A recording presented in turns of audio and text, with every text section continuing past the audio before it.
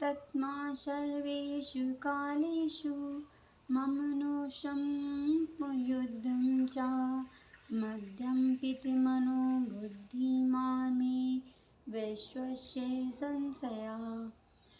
अतएव हे अर्जुन, तुम्हें सदैव कृष्ण रूप में मेरा चिंतन करना चाहिए और साथ ही युद्ध करने के कर्तव्य को भी पूरा करना चाहिए। अपने कर्मों को मुझे समर्पित करके तथा अपने मन एवं बुद्धि को मुझ में स्थिर करके तुम निश्चित रूप से मुझे प्राप्त कर सकोगे। अर्जुन को दिया गया यह संदेश भौतिक कार्यों के में व्यस्त रहने वाले समस्त व्यक्तियों के लिए बड़ा महत्वपूर्ण है। भगवान यह नहीं कहते कि कोई अपने कर्तव्यों को त्याग दे। मनुष्य उन्हें करते हुए साथ साथ हरे कृष्णा का जाप करते कृष्ण का चिंतन कर सकता है। इससे मनुष्य भौतिक कल्पना से मुक्त हो जाएगा और अपने मन तथा बुद्धि को कृष्ण में प्रवृत्त करेगा। कृष्ण का नाम जाप करने से मनुष्य परम धाम कृष्ण लोक को प्राप्त होता है, इसमें कोई संदेह नहीं है। अभ्यासयोगयुक्तेन चेतना नान्यगामिना परम पुरुषं दिव्यं याति पार्थानुचिन्तयन्। हे पार्थ, जो व्यक्ति मेरा स्मरण करने में अपना मन निरंतर लगाए रखकर अविचलित भाव से भगवान के रूप में मेरा ध्यान करता है, वह मुझको स्वयं से भी ही प्राप्त होता है। इस श्लोक में भगवान कृष्ण अपने स्मरण किए जाने की महत्ता पर बल देते हैं। महामंत्र हरे कृष्णा का जाप करने से कृष्ण की स्मृति हो आती है। भगवान के शब्दोच्चारण, ध्वनि के जप तथा श्रवण के अध्ययन से मनुष्य के कान, जीभ तथा मन व्यस्त रहते हैं। इस ध्यान का अभ्यास अत्यंत सुगम है और इसमें परमेश्वर को प्राप्त करने में सहायता मिलती है। पुरुषम का अर्थ भोक्ता है। यद्यपि सारे जीव भगवान की तटस्थ शक्ति हैं, किंतु वे भौतिक कल्पना से युक्त हैं। वे स्वयं को भोक्ता मानते हैं जबकि वे होते नहीं हैं। यहाँ पर स्पष्ट उल्लेख है कि भगवान ही अपने विभिन्न स्वरूपों तथा नारायण, वासुदेव आदि स्वांशों के रूप में परम भोक्ता हैं। भक्त हरे कृष्णा का जप करके अपने पूजा के लक्ष्य परमेश्वर का उनके किसी भी रूप नारायण, कृष्ण, राम आदि का निरंतर चिंतन कर सकता है। ऐसा करने से वह शुद्ध हो जाता है और निरंतर जप करते रहने से जीवन के अंत में वह भगवत धाम को जाता है। योग अंतःकरण के परमात्मा का ध्यान इसी प्रकार हरे कृष्णा के जप द्वारा मनुष्य अपने मन को परमेश्वर में स्थिर करता है। मन चंचल है, अतः आवश्यक है कि मन को बलपूर्वक कृष्ण चिंतन में लगाया जाए। प्रायः उस एक प्रकार के कोट का दृष्टांत दिया जाता है जो तितली बनना चाहता है और वह इसी जीवन में तितली बन जाता है। इसी प्रकार यदि हम निरंतर कृष्ण का चिंतन करते रहें तो यह निश्चित है कि हम जीवन के अंत में कृष्ण जैसा शरीर प्राप्त कर सकेंगे। कविं प्राण मनुषातिशितारा मरणोड़ियां समनुष्मरेघां सर्वेश धातार रामचित्तस्वरूपा मादित्यवर्णा तमसा परस्ताता। मनुष्य को चाहिए कि परम पुरुष का ध्यान सर्वज्ञ, पुरातन नियंता, लघुतर से भी लघुतर, प्रत्येक का पालन करता, समस्त भौतिक बुद्धि से परे, अचिंतन तथा नित्य पुरुष के रूप में करे। वे सूर्य की भांति तेजवान हैं और इस भौतिक प्रकृति के परे दिव्य रूप हैं। इस श्लोक में परमेश्वर के चिंतन की विधि का वर्णन हुआ है। सबसे प्रमुख बात यह है कि वे निराकार या शून्य नहीं है। कोई निराकार या शून्य का चिंतन कैसे कर सकता है, वह अत्यंत कठिन है, किंतु कृष्ण के चिंतन की विधि अत्यंत सुगम है और तथ्य रूप में यहाँ वर्णित है। अब पहली बात तो यह है कि भगवान पुरुष हैं। हम राम तथा कृष्ण को पुरुष रूप में सोचते हैं। चाहे कोई राम का चिंतन करे या कृष्ण का, वे जिस तरह से हैं उसका वर्णन भगवत गीता के इस श्लोक में किया गया है।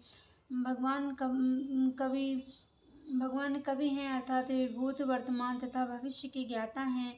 अतः वे सब कुछ जानने वाले हैं। वे प्राचीनतम पुरुष हैं, क्योंकि वे समस्त वस्तुओं के उद्गम हैं। प्रत्येक वस्तु उन्हीं से उत्पन्न है। वे ब्रह्मांड के परम नियंता भी हैं। वे मनुष्यों के पालक तथा शिक्षक हैं। वे अणु से भी सूक्ष्म हैं। जीवात्मा बाल के अग्रभाग से 10,000वें अंश के बराबर है, किंतु भगवान अचिंतन रूप से इतने लघु हैं कि वे इस अणु से भी हृदय में प्रविष्ट रहते हैं, इसलिए वे लघुत्तम से भी लघुत्तर कहलाते हैं। परमेश्वर के रूप में परमाणु में तथा लघुत्तम से भी हृदय में प्रवेश कर सकते हैं और परमात्मा रूप में उसका नियंत्रण करते हैं। उतना लघु होते हुए भी वे सर्वव्यापी और सर्वों का पालन करने वाले हैं। अपने रूप परमेश्वर के रूप में परमाणु में तथा लघुत्तम के भी हृदय में प्रविष्ट कर सकते हैं और परमात्मा रूप में उसका नियंत्रण करते हैं। इतना लघु होते हुए भी वे सर्वव्यापी और सबों का पालन करने वाले हैं। उनके द्वारा इन लोगों को धारण होता है। प्राय हम आश्चर्य करते हैं कि ये विशाल लोग किस प्रकार वायु में तैरे रहते हैं। यहाँ यह बताया गया है कि परमेश्वर अपनी अचिंतन शक्ति द्वारा इन समस्त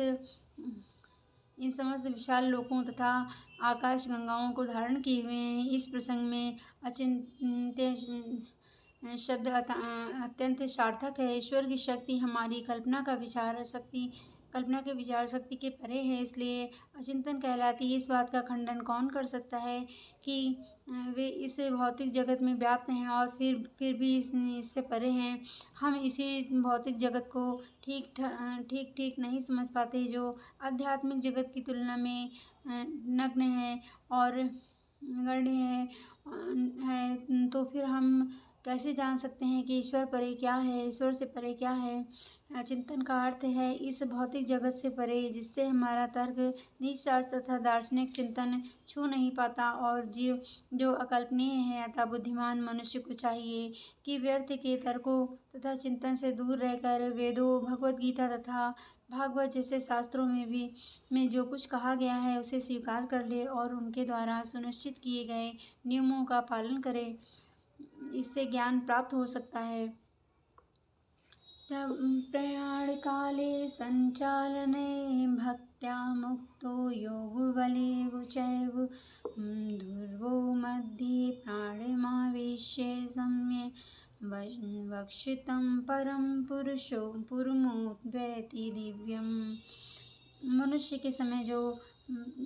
के समय जो व्यक्ति अपने प्राण को भौहों के मध्य स्थिर कर लेता है और योग शक्ति के द्वारा अविचलित मन से पूर्ण भक्ति के साथ परमेश्वर के स्मरण में अपने को लगाता है, वह निश्चय रूप से भगवान को प्राप्त होता है। इस श्लोक में स्पष्ट कहा गया है कि मृत्यु के समय मन को भगवान की भक्ति में स्थिर करना चाहिए। जो लोग योग अभ्यास करते हैं उनके लिए संस्तुति की गई है कि वे प्राण को भवों के बीच में ज्ञानचक्र में ले आए। यहाँ पर षट चक्र योग के अभ्यास का प्रस्ताव है, जिसमें 6 चक्रों पर ध्यान लगाया गया है। परंतु निरंतर कृष्ण भावनामृत में लीन रहने के कारण शुद्ध भक्त भगवत कृपा से मृत्यु के समय योगाभ्यास के बिना भगवान का स्मरण कर सकता है। इसकी व्याख्या 14वें श्लोक में की गई है। इस श्लोक में योग बले शब्द का विशिष्ट प्रयोग महत्वपूर्ण है, क्योंकि योग के अभाव में चाहे वह षट चक्र योग हो या भक्ति योग हो, मनुष्य कभी भी मृत्यु के समय इस दिव्य अवस्था भाव को प्राप्त नहीं होता है। कोई भी मृत्यु के समय परमेश्वर का सहसा स्मरण नहीं कर पाता है। उसे किसी न किसी योग या विशेषता भक्ति योग का अभ्यास होना चाहिए। चूँकि मृत्यु के समय मनुष्य का मन अत्यधिक विचलित हो रहता है, अतः अपने जीवन में मनुष्य को योग के माध्यम से अध्यात्म का अभ्यास करना चाहिए।